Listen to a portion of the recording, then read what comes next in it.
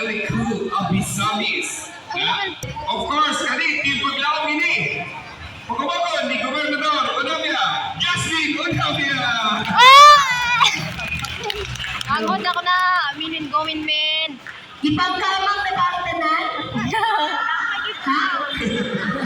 Ay, wala pa daan. So, unang-unang sa no, magpasalamat na sa Ginoo nga naamo karon anda maminaw sa among plataporma di gobyerno.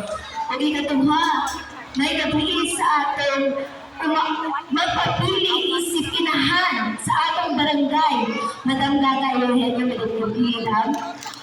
O sa atong kasamtangan na kapitan, Reverend Charlito R. Eugenio Medellin. O sa Team Gaga 2023 nga mga kagawad may gabi. O sa atong mga kauban sa Dasig Kabataan may gabi. O ako di ay, sa wala pa rin kayo sa ako di ay si Jasmine Onabia. O kung wala pa dyan na kayo sa ako daw papain si Julita Onabia pa sa lamas pag-ani. Ang mamalita rin ni Kaboy, Kanding, Manok, upang sa kanila. O ako mama di ay si Anita Onabia. O alam pa nila pag-upangkot o apo ko ni Senior Pedro Onabia Bolong sa Taaliwi. So, bigyan ko ninyong malimtan no, kay si Onabia, mauni siya ang Commander Langaw. Tinawag ba na? Commander Langaw? Dili oy, dili. Dili. So, sa ako ni komitiba, ako nadala sa health. So, nabuo na tayo ni siya ng health, but dako tayo siya ang epekto sa tuwa, especially sa financial. Kung ma-admit na sa ospital, ako kayo makan sa itong kwarta. So, tagaan na itong importansya ang atong health. So, as one of the candidates sa pagka-SK Kagawad, magkandang may seminars about mental health awareness. So, now may isang akong obserbahan na sa mga kabatantunan, hindi na kayo nakaingin siya na depression, anxiety, o pagkakadala. So, isip mga kabatantunan, kung akong magandang may dirig mga seminars na inyong cooperation, para po ma-aware mo. Okay, meron na isang maka-engage tayo to suicide. So, meron na akong isang pagkatutugan about mental health awareness. So, ikatuha, magbuat ka, magandang training sa first aid. Kung simba ko na tayo makita nga madisgrasya, hindi na tayo magulat na sa PPQRT kaya bisita kayo sila. So mag-training ka na ano kung sa itong angay duhaton sa makita na tayo na yung madisgrasya nila.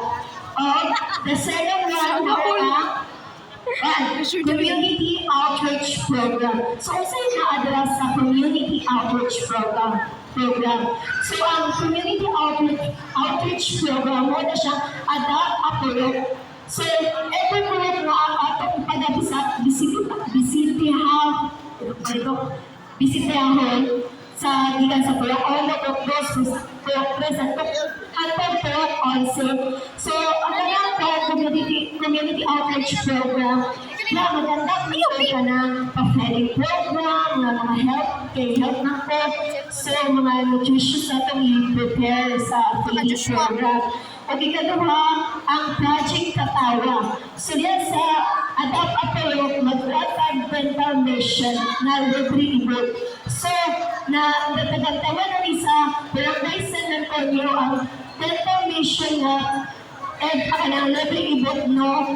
So, sa naman po, nakatagantag na sa libre ibot, nakapatasa mo, halaga mo, nasa na nagpataas na bukto, bantay lang ibot ko. So, muna na ito sa Albertay.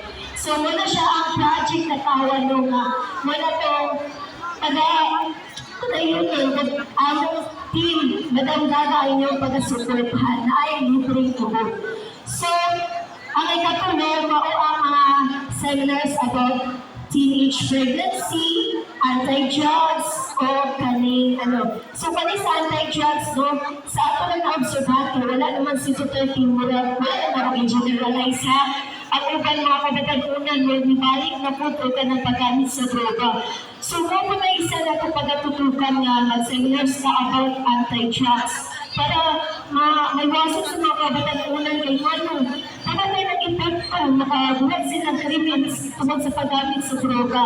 So, mapagkakapagkakapag, or especially ang teenage pregnancy. Wala ko iikot, wala ko higuan nila. Matinabangan lang ka kay as tabatantunan, grabe dagat kay temptation sa tuwa. So, kung maganda narinig mo kasi seminars, operate lang ka everyone, mas especially sa kabatantunan, na mag-ingat ka about sa kuan, nga sa mga about sa teenage pregnancy nga mapalayo ka anak bitaw para kay dagay mo ng mga consequences, especially marami pa itong mga family mag-lumot-lumot ka kay necessaryan na. Ang ikatulong, ang ikaupat is mao